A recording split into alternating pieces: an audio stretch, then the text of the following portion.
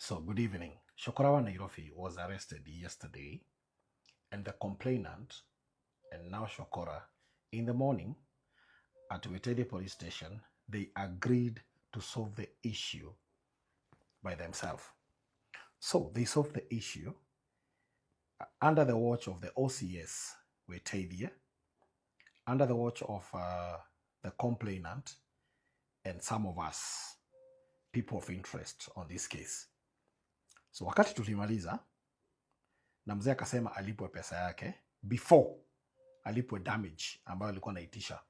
Simu zikaanza kuingia. And the OCS of Wetede called me, akaniambia the case haitaendelea hapa. The head of DCI Juja ametumana because simu zimepigwa kutoka juu, hiyo kesi isiishie Wetede iende Juja kwa DCI. So tukatoka tukangoja DCI wafike na Subaru, wakakuja na Subaru wakachukua very friendly DCI. They came, tukawaelezea what is going on, they understood and they said, hii ni kesi kidogo, tutamaliza haraka sana kama mshakubaliana. Tukafika huko Juja.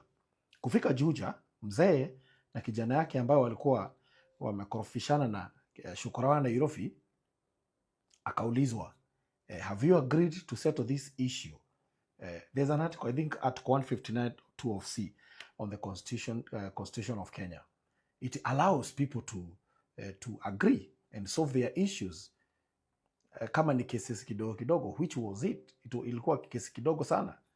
So, after mzee amekubali, mzee akatumiwa 25,000 Kenya shillings za damage. Sijui simu ilipotea, hakuenda kazi siku 2, na kuna pesa ambayo alikuwa ameitishwa mahali ambapo hakutaja, but your guess is well as mine. So tukamaliza hiyo story na mzee akatumiwa do. So the DCI wa Juja wakatuambia the issue is well sorted and we are done. By the way, congratulations to those men. You really acted in a way that you understand the situation, and then you uphold the solution done, and well and good. Mkubwa wa DCI akakuja, huyo madam tu ako tu hapo. You know, the most irritating part about this madam, amefika anajifanya hajui story, na niye ametuweka kutoka asubuhi mpaka jioni. Alafu huyu madam wakati amesema mzee, let me take you back. Wakati story iliisha, let me take you back. Kuna mahali nimeruka. Wakati tulimaliza tukasema madam ni atakuja kumaliza hii story, madam alienda akajifungia na complainant 2 hours kwa room, wakakaa 2 hours bila kutoka. Wakati walitoka, the first thing walifanya, Shokora walishikwa tena, wakaenda wakachukuliwa vidole, wakaenda wakadikiwa OB ingine ya robbery with violence. Alright? Alafu mzee akaachiliwa, akaenda na kijana yake, Shokora wakaekwa ndani ya police station. Now from the DCI, now to police cell. So sisi tulikuwa tumeondoka kwa sababu kesi ilikuwa imeisha. So the wife to Shokora called me again, akaniambia wameshika Shokora tena na Shokora ako ndani. Wakati nimekuja sasa nikapatana na huyu mkubwa wa DCI, nikamwelezea I was here and I was one of the people who had an interest on this case, kama mzee yule ambaye alikuwa na kesi na interest juu ya mtoto wake, and I'm representing Shokora. I want to know what happened mpaka ikafika saa hizi mzee ako free, ameenda na tulimaliza kesi na akapatiwa pesa yake, and then the guy mwenye alilipa hiyo pesa mumemweka ndani tena.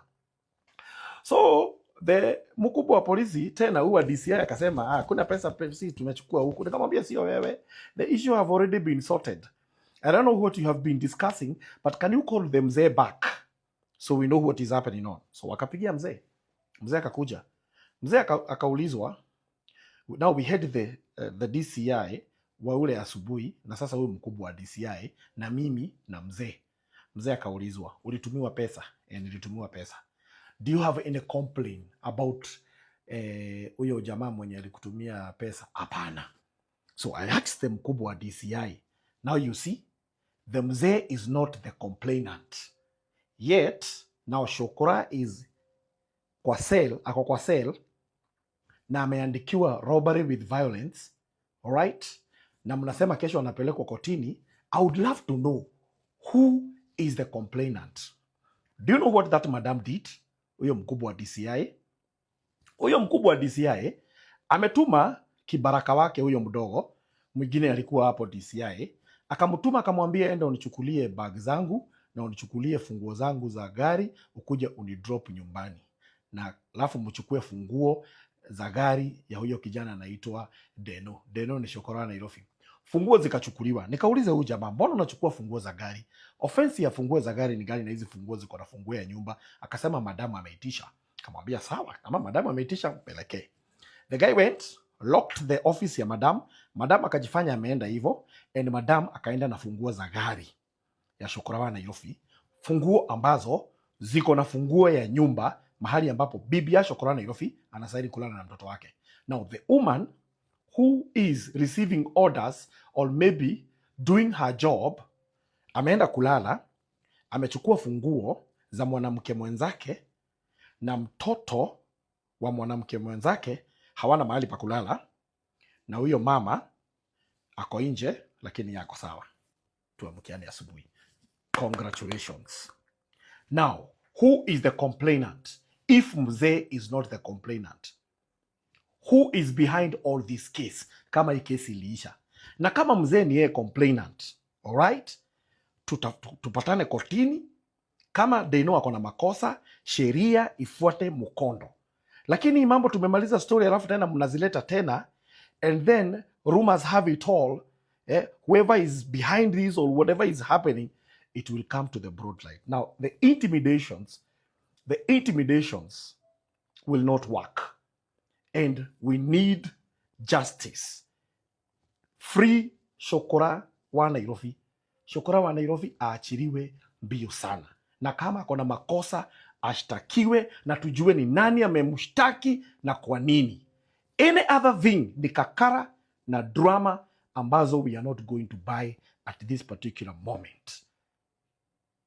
We are not going to allow that. Kesho asubuhi Juja Police Station, hapo ndiyo Shokora Nairobi yako. Tupatane hapo asubuhi.